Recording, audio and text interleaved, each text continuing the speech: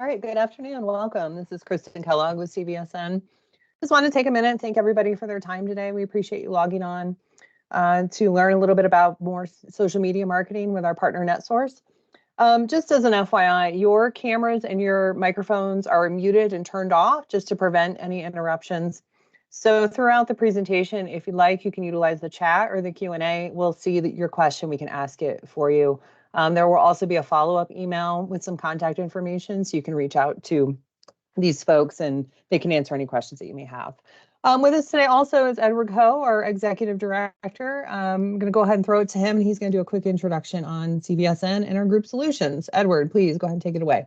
Yeah, thank you, Kristen. So much has happened here at CVSN over the last year that I've been told to try to keep this part a little shorter, but I try to really hit all the main points. So I'm cheating today, and I'm going to use our website as a way to quickly talk about some of the new features and benefits that we bring as CVSN to the industry. So if you go to cvsn.org, you can see this, our new site. And what I like to point out is what CVSN does. We focus on our 4 pillar communities here: legislative, industry awareness, marketing, education, Gen Next, and technology. This is where we bring people together, experts or people who want to be experts. And with a lot of smart minds in the room, we look to find different solutions for our industry and then also create a network of peers that come out of it. So there's a lot of benefit getting involved with our pillar communities. Highly encourage people to start looking at where they feel like they can fit in and getting plugged in right there. Besides our 4 communities, we have 3 major industry events that we put on. HDAW was last month. We have the seminar, which is focused on employee growth. The seminar is actually an expansion of our distributor training expo, which has been extremely successful over the last 6 years, where we bring over 200 people in together to get trained on product training. Our seminar is expanding to other educational offerings for staff at your mid-size, probably primarily at your mid-size to larger distributors and suppliers. And then the final one is our summit, which is our executive vision and strategy event. That the seminar takes place in July and the summit takes place in September. So you can go to any of these tabs or go up here to our events and click on any of those to see more information and when it is and how to get registered. And the last thing I'll talk about today is the fundamental right. We always talk about that, the right to repair. This is a huge issue for our industry, something where we as an association wind up being the front line organization that pushes on our legal systems and our legislative systems to put in the right laws to help us remain an option for the repair side of the industry. So right to repair is a big issue. I highly encourage everybody to look at that. Today, our webinar is really basically focused on our group solutions. This is a new area for CVSN, and what we're doing is looking for services that our members could benefit from that they can't find necessarily easily on their own. I mean, there's so many options, but we wind up finding trusted third parties, in this case like NetSource, who will present today on the social media guru solution. But there's 4 total solutions that we offer right now: digital marketing, IT services, on-demand delivery, and social media. Those are the 4 areas that we focus on. And we're really excited to have Melissa here from NetSource to really kind of do her introduction and to lead us through the group solution today. So hopefully I covered all of those. If you have any questions, remember the website cvsn.org, or contact either Kristen or me directly and we can help you through it. Thank you for your time. Thanks, Edward. I'll go ahead and share my screen here. All right. So NetSource did a webinar last week with CVSN as well on our digital marketing services. So I'm sure you can get a recording of that if you haven't already. Today we'll be focused on social media marketing. But before we get into that, I wanted to tell you a little bit about NetSource.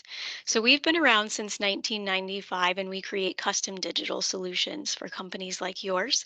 Our motto is always to grow your services by leveraging digital technology. So we're privately owned and operated. We're located in Central Florida, and we have a huge customer base. It's diverse in different industries. We do a lot in the non-passenger vehicle market, so RVs, trailers, power sports, things like that. But we also do a lot with e-commerce technologies, builders and contractors, healthcare. Really, any business that needs digital marketing, we can service. We're extremely dedicated to customer support. We have a whole team here. If you ever call during business hours, you're talking to a real live person. That's very important to us. And we're an award winning agency. Our founder, Greg Petrie, actually has a background in the heavy duty automotive space.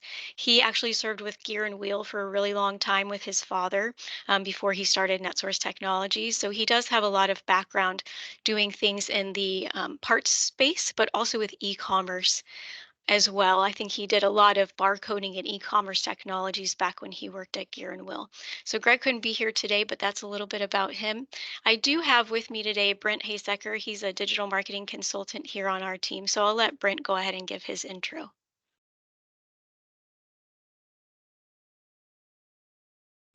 Helps when you unmute. Hi, I'm Brent Haysecker, and I've been with the company for 24 years. I started out as a web developer and moved into my current role a few years later. And I have a lot of experience helping clients with their digital marketing, their website needs. And so typically, if you call in to talk to us about these services, usually I'm the guy that you're going to talk to. So I'm happy to speak with anybody at any time about whatever you need in regards to your website and any of your digital marketing. Thanks, Brent. And I was working with Brent on the sales team back in 2010 when I started, but right now I'm the operations director, which means I get to work with all of our wonderful teams, including the social media team that we have here at NetSource. All right, so let's get into it. There are tons of social media platforms out there. We are going to look at 7 of them today, the ones that you see here on your screen. The ones that I didn't list, I just think don't really have too much of a space for industries like yours. Some of these here, I also would say maybe aren't a good fit for most people, but these are the 7 most popular ones out there right now. So we're going to look at these. All right, so the first thing I'd like to talk about is how to decide which of these platforms are going to be right for your business. So there's a series of about 7 questions here that you can ask yourself when you're thinking about, okay, how do I choose? There's so many out there. So number 1, what are your goals? And a lot of these questions are the same questions whether you're talking about social media or some other kind of digital marketing. You always need to start out with your goals. Who are your customers and which platforms are they using? What type of content actually engages your audience? What capabilities of making content do you have there in house, or do you need to outsource almost everything? How much time, effort, and budget are you willing to invest in social media marketing? What are your KPIs? So, what key performance indicators are important to you? And then, what other marketing are you doing? Marketing should always be looked at holistically, not as silos. So, if you're going to be doing marketing on social media, it needs to tie into the other marketing you're doing. So, consider that kind of marketing too. What are you already investing your time creating, and where can you use that in social media? All right. So, one thing that we wanted to talk about today was what they all have in common. So, all of these platforms that we're looking at here on the left-hand side have organic ways to post. Organic just means free. You can create an account for free and you can post for free. And that is going to be important if you're going to do paid marketing on these platforms because the people who are going there, the audience, needs to see that you're invested and you actually have a baseline set of content on that platform. But paid ads are almost always going to be more effective. If the paid ads are ran well, you're going to see more of a return on paid than you will on the organic posting. There's no such thing as a set it and forget it on social media. It's not like you can set it up and then it just does it for you. It's a constant investment. You do need to start with research, strategy, and planning. We tend to do those on a monthly basis, consistent posting, and we have some recommended posting schedules for each of these platforms as we go throughout today. And then lastly, reporting and adjustments. Any kind of digital marketing you're doing needs to have reports regularly. Again, we tend to do those monthly, but we make adjustments even more frequently as we see they're needed. Change is inevitable, especially on social media. Last week, we talked about how email is so stable because it's been around for 30 or so years, whereas social media is changing constantly. So you have to be prepared to pivot. If you have one plan on social media, don't think that that's going to be your plan for the next 3 years. It just won't happen. And then lastly, content used on one platform can be repurposed, like we talked about with other digital marketing. So if you don't think you want to stick to just one platform, which is generally the case, I would say 2 to 3 platforms managed well by a company is usually all you're going to need. I don't know it makes sense to stretch and do all 7 of these, but when you're choosing those, try to think about how can you repurpose that content that might be useful on LinkedIn on other ones. For example, a post on LinkedIn, you're not going to be able to repurpose that very well on TikTok. So that might be not the greatest fit for you if you're trying to decide time investment. These next 3 slides here are pulled from some Pew Research. These are all demographics about the percentage of adults in the United States who use the platforms. So if you see here, we'll pick this age 50 to 64 age range. So of the people in this age range, asked on this survey, 31% of them use LinkedIn. So that's the how to read these stats here. So you can see if we look across the board, LinkedIn has a pretty good base here at the 30 to 49, and it drops off as you get into the 65 and up. Again, we're going to offer this as a PDF to you so that you can have access to these stats anytime. Something like demographics of age can be helpful if you already know your audience and what age range they fit into, and also income. So if we look at this one, let's just take LinkedIn, for example, again, you can see as the income goes up, so does the percentage of chance that the people are using LinkedIn. All right, and then the next one, male and female. So LinkedIn, again, the surveyed people here, 31% of the men say they use LinkedIn versus 29% of the women. And you can see, like, if we go down to Pinterest, which I think everybody knows that's more of a platform that women use, 50% of those women use it as compared to 19% of men. So again, these stats can just help inform you. It's not the total picture, but it'll help inform you of what might be a good fit for your audience. All right, so we'll get into 2 slides per platform here as we move forward. We'll do an overview on the platform and then some suggested ways to post on there as far as frequency and things like that. And I'm not going to go through every single bullet on the suggestions. We'll give this to you guys after the webinar is over. But on LinkedIn, this is by far the best overall platform for B2B marketing. Of course, when people are creating a LinkedIn profile, it's for their professional profile. When you think about things like Facebook or Instagram, that's more like friendly or lifestyle based, whereas LinkedIn really is a professional platform. So just overall, it's one of the first things you're going to think of when you're doing B2B marketing. So if your marketing needs to be focused on another business seeing your messaging, LinkedIn is always going to be the first one you want to consider. They do have some extreme audience targeting on there, which I really love. You can look at people in a certain location who work in a specific industry and even have a certain C-suite level. So if you only want to be talking to the director of marketing, you can type in titles that are similar to that and target specifically those people in lookalike audiences. And you can also target by interest, which you can do on several platforms. There are a lot of ways to organically engage with partners and consumers on LinkedIn. So not only do you want to be actively posting, but you want to be commenting or sharing on other posts that are related to what your business does. LinkedIn also has some really cool, unique ad types. So they have something called dynamic ads. So you create the ad, but it actually pulls in the information about the person seeing the ad. So whether it be their name or their profile image, and it just makes them pay attention. Oh, hey, that's me. What is this ad about? So that's really interesting. And then there's also in-mail and lead gen forms. So in-mails, you've probably got them if you have a LinkedIn profile. People can send messaging directly to you about their services. And then lead gen forms is really a quick way to gather information about someone. Instead of having them fill out an entire form, they can just say yes in my contact info, and away it goes to the interested party. So that could be you gathering information. Maybe you're looking to get more distributors on board or just more end customers. LinkedIn also has Sales Navigator, which is a built-in tool. It does a lot of the things that we were talking about before, where you can say, I'm looking to target all of these marketing directors in Florida, for example, in the automotive industry or something like that. So you can really target specific audiences and send dynamic emails to those individuals. Well, not emails, but LinkedIn messages. So in their LinkedIn inbox. And then HubSpot actually did a year-long study to find out how effective LinkedIn ads were.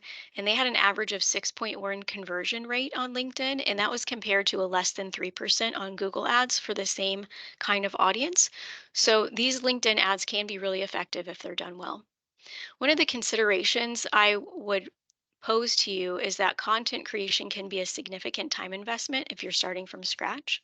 If you already have things like blog posts and stats and insights about the industry, that gives you a good groundwork to work from. If you're not starting with that, either having somebody start working on that internally or hiring an agency like NetSource to start writing blogs and gathering statistics for you is something that you'll want to consider before getting started. So on the organic commitment for LinkedIn, this is kind of what you can expect as far as the activity you need to see on the free posts on LinkedIn. So you'd want 3 to 4 per week, a combination of different kinds of media. So whether it's just images or video, um, infographics do really well on LinkedIn. People like to see data. So if that's something that you have, that's really nice as well. And then, as we mentioned before, frequent interactions with other people in your community. All right, so Facebook. When you think of Facebook, you're more so thinking about your personal friend audience. But remember, everybody who is one of your friends also has a job or things that they're interested in. So even though it's a more of a friendly social platform, people are still able to do B2B marketing here. One of the great things is that Facebook is the most used one that we're talking about today, maybe apart from YouTube. So most people have a Facebook profile, and so you do have the ability to reach a huge audience on Facebook. They also have various formats of content that allow you to try different things. You can be consistent with your messaging in different ways. So whether that's a static image post with more of an info paragraph about whatever product you're launching, versus a reel that's for that same product. It's the same kind of information, but in a different format, allows you to really create kind of like a big picture of whatever it is that you're trying to market. So that is a really nice aspect of Facebook. It's a no-brainer for B2C. And so if you're doing B2C, this is probably the number one option. I would say try Facebook first. And then over time, Facebook will actually learn. So if you're running ads on Facebook, there is an algorithm that learns. It pays attention to what your ad is doing, who's clicking on it, who's not, maybe who's filling out a conversion form. And then they take that data and actually try to get in front of more people like that. It's called lookalike audiences. And so it really is nice because it learns along with the time and makes your ads more effective as they go. One of the considerations is that it is harder to target B2B audiences. So you may have to target a broader audience. So you're spending money, maybe hitting people that aren't exactly looking for you, but you have to do that more so because the targeting is not as granular as it is on LinkedIn. Because again, people aren't usually filling out all of that information about what industry they work in and things like that on Facebook. Tips for organic posting is similar to LinkedIn. You want to do 3 to 4 organic posts per week. You do have stories on Facebook. That's similar to, it's basically the same thing as stories on Instagram. If you can do that daily, that is really helpful because of the little bubbles at the top of Facebook. That's where a lot of people hit when they first open the app. 3 reels per week, which is kind of difficult to do if you're not already doing some sort of video content. And then again, a lot of these other ones are similar to LinkedIn, so just a variety of content and interacting with other accounts as appropriate. Next, we're going to look at Instagram. This one is interesting because Instagram has 90% of their follower base connecting with brand accounts. So Instagram is fun because it is a friend platform, but also it's more of a lifestyle platform than Facebook. Facebook is very much friend to friend, and Instagram is me to the lifestyle I want. So that's why so many brands have great Instagram profiles. And about 60% of Instagram users say they discover new products and services on the platform. I know I've bought things that I found on Instagram. So it is a really cool way to get your end product out to a wide audience. Now, Facebook and Instagram are both owned by Meta. So the ad platform is actually exactly the same. So if you're already running Facebook ads and you want to try Instagram, it's not a big upsell to get into that market as well. And then again, the algorithm is fantastic. So if you're looking for a pair of boots on Instagram or on Google and you have a cookie there on your phone, you will then know within the next 20 minutes all of the other boot brands that are advertising on Instagram. So it's just really great at showcasing your product to people who are already interested in relevant products in that industry. And then it does have also great potential for user generated content, which just means the end user actually using a product and sharing about it. That happens a lot on Instagram. Some of the considerations is that there aren't any linking from the actual post. You have to go to link in profile unless you're posting links in your stories. So Instagram does definitely cut down on the amount of traffic that gets back to the website. So if one of your main goals in doing social media marketing is website traffic, Instagram would not be at the top of the list of suggestions for you. And then time investment is actually really high. Because of Reels, you have to be on top of what's trending, and that's changing constantly. And you'll find a lot of similarities in TikTok as well. So for organic commitments on Instagram, you do want to look at daily posts. Mix it up by you can do up to 10 static images together in a slideshow on Instagram. You can also do single images, posting videos. Any video that gets posted on Instagram is technically a reel. And you do want to try to do 2 or 3 of those per week if you can. And then Instagram is really great too because it's a more personal thing where you can show like informal behind the scenes videos, how you run the business on the back end, some of your employees, that sort of thing is really interesting. And then tagging other relevant accounts and trying to do some maybe partner posts on Instagram. All right, TikTok. I have to say, this is probably the one that I think would be the most difficult in your industry to do. It does take a lot of video creation, um, but it does have a lot of viral capacity there. So you may have heard the TikTok made me buy it, which just speaks to the potential of a viral product on Instagram. And I did find a stat that said users are 1.5 times more likely to buy a product after seeing it on TikTok. Um, so you can see how that could affect a lot of people who are trying to market products. Again, maybe not so much in this industry. It does also have great potential for user generated content like we talked about on Instagram. So if you have a really happy customer, them posting about it here and then sharing it on your channel would be wonderful. And then because of the type of relatable content that does well on TikTok, it does build customer loyalty. So if this is a platform that makes sense for your brand, I think that you will find people engage well with kind of fun sorts of videos or even helpful information that they wouldn't have known otherwise. Again, under considerations here, you'll see that time investment is really high because of the trending content. Something like a song will start trending on TikTok, but that doesn't last very long. So it's not like you can create that one piece of content and then just be done with it and think it's going to last you for months on end. It's always creating new information. And then a lot of businesses aren't really used to creating like fun sort of videos. It's very professional. And that just doesn't do super well on TikTok. So again, for those reasons, I might shy away from this in this particular industry. And then we've got some post commitments here. 1 video per day. Again, entertaining, funny, satirical content. And then you do have to do a lot of research on what's trending. You can actually post videos up to 10 minutes now on TikTok. I'm not sure how well those do. 30 seconds to 2 minutes is typically the sweet spot there on TikTok for videos. All right, so Platform X, which is previously known as Twitter, it's really a great platform for sharing industry news and insights, especially things that are changing. So, for example, if you're at an event, maybe it's a trade show and you want to give real time updates of what's going on there, this is a great platform for that. Short form content, so you don't have any of the video editing. I mean, you can post videos there, but it's not required like it is on TikTok.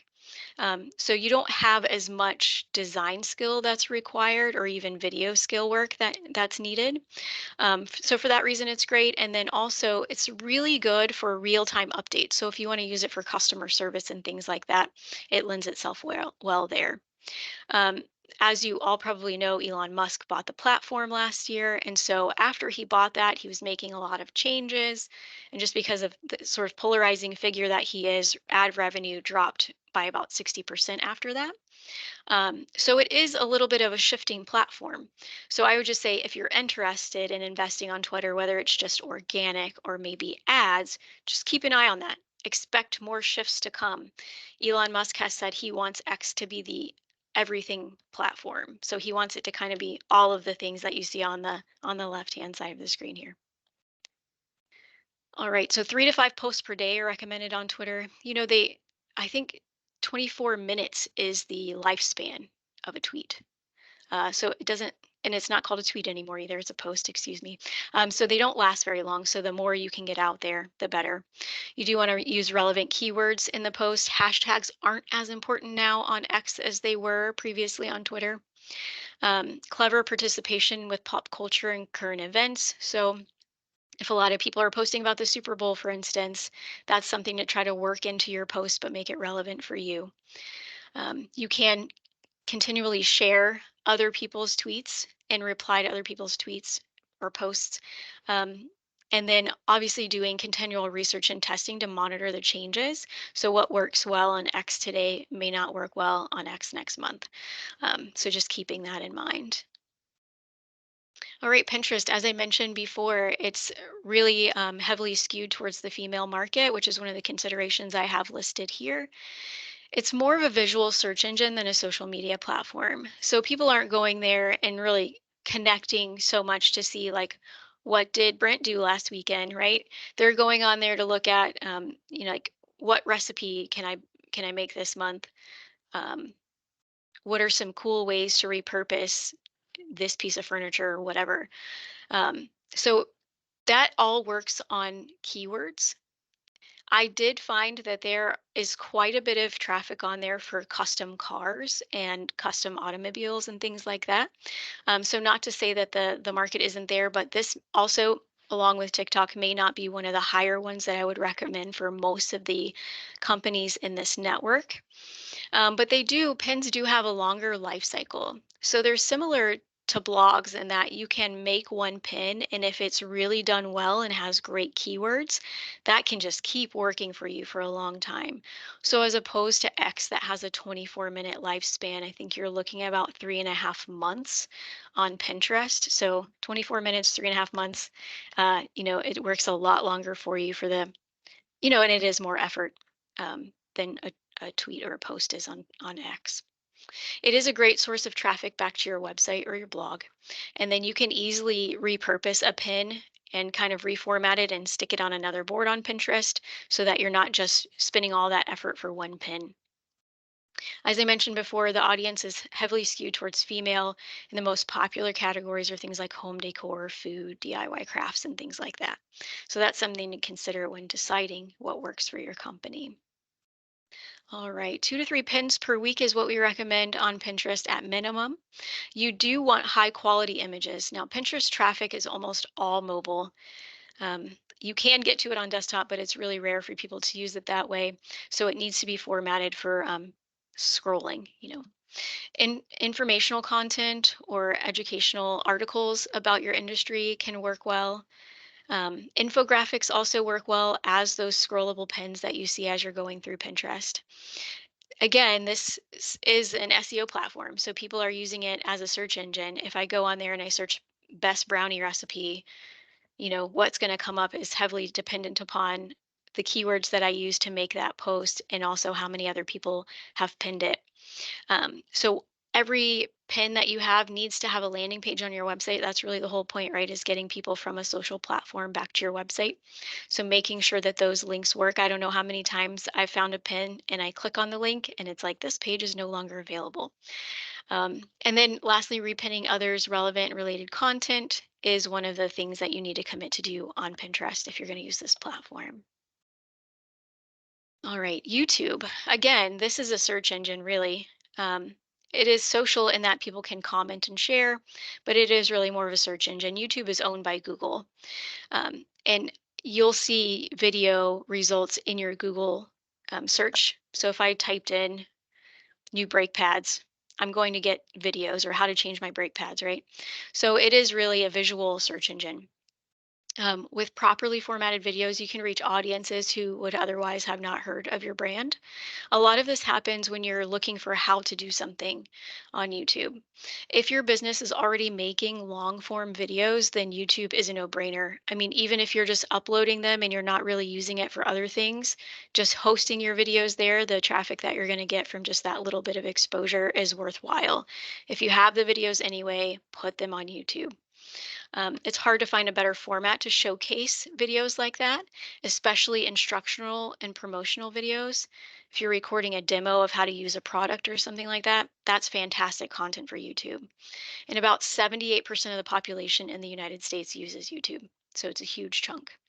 The consideration here is that because of the quality video content that is really required and the SEO keyword writing that's required, it does take time. So this is, out of the 7 that we're looking at today, the most time consuming platform, but can be really worthwhile. On YouTube, it is great to keep a consistent posting schedule of about 2 to 3 videos per week. Again, educational, informational content about your products and services or the industry, like demos, tutorials, even customer testimonials. So if you ever visit any of, like maybe you're a manufacturer and you go out and you visit your distributors, see if they'll do a video testimonial for you and put it on your YouTube channel. This is a great way also to build up some hype about a product that you're going to release and then announce the product there as well. I mentioned on the previous slide that this is a search engine. So when you're writing headlines and descriptions for the video, you really need to be doing some keyword research to figure out what are people going to be searching for. If NetSource was to come on board and help you, that is definitely one of the top things we'd be spending time on, making sure YouTube SEO research was on point. And then making sure you're pointing back to your website. Again, all of this social media activity is really to get people to your website and to do the next step. Take the next step. Are you trying to get new customers? Are you trying to get product sales? Whatever it is, getting them back to your website, making sure your website is working well to get them to do what you want them to do. So including that landing page in your descriptions. And then collaborating with other accounts. So if we go back to the example of the customer testimonial, maybe that customer who's reviewing you also has a YouTube channel. Make sure you're linking to them. Make sure you're asking them, hey, why don't you share that video on your social media accounts and we'll do the same. So just making that network connection on your social media profiles is really important. So I've kind of put together here a little bit of a sample strategy. So how to think through, okay, this is my business and what am I trying to do? So in the beginning, we looked at that slide of about 7 questions of how to decide. So I've just made up Acme Brake Manufacturing, right? Their goals are to bring on new customers, which would be distributors, and to push more leads out from their website to those distributors. Their customers are fleet shops and they serve the entire United States. And their customers tend to really like demo videos and promotions, right? So what kind of content do they have the capability to make themselves? Well, this particular Acme Brake company has really great photography and they take videos all the time, right? And they want new customers. They are going to set a number. So my KPI is this many customers per month would make it worthwhile for me to invest on YouTube. And I want to increase revenue by this much. This is kind of the thought process that you want to go through when you're considering what to do on social media. So for Acme, because they already do product demo videos and they have videography capabilities, YouTube makes sense, right? So if we're going to say YouTube is their main channel on social media, what can we do with that content?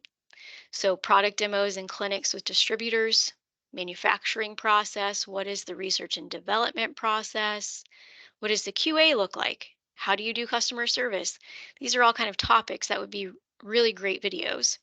Again, doing that SEO research and then taking candid photography during the video making process as well, right? So that is kind of like what you need to do in order to get these videos started. So once you have videos made for YouTube, you've invested all of that time and energy into creating that. What else can you do with it? I would repurpose this content on platforms that reach the audience and lend themselves well to that type of content. So using LinkedIn and Facebook. So that would be the three that I would pick for Acme Break: YouTube, LinkedIn, and Facebook. I would take the video content we've already made for YouTube, the long form, and I would split it up into a whole bunch of short form videos to post on both of these other platforms. And then you can share both links back to your website and to the full YouTube video on those platforms. A lot of what you're going to be doing with that content is what we've already talked about in the commitment slides previous: tagging relevant distributors, interacting with other accounts, making sure your website landing pages have clear calls to action on them.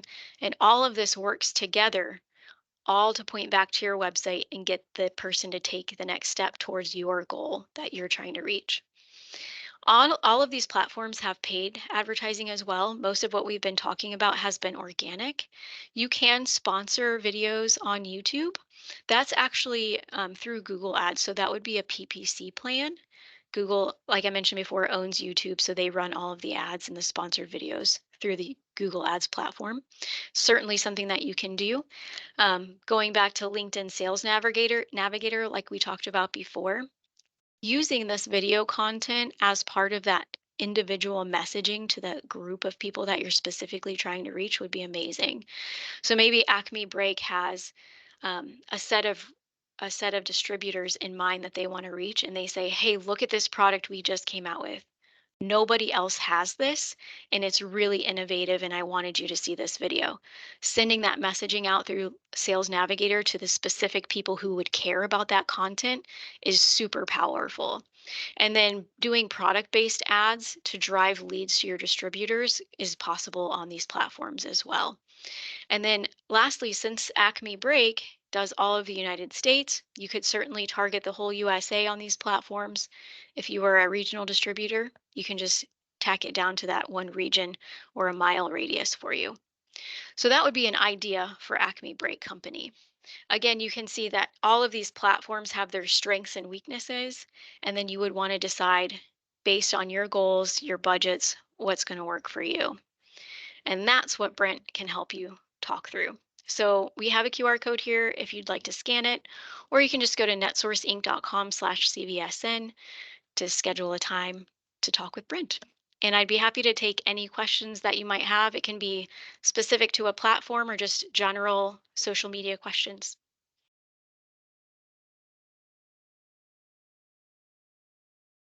Any questions for Melissa? I don't see anything in chat or Q&A at this point.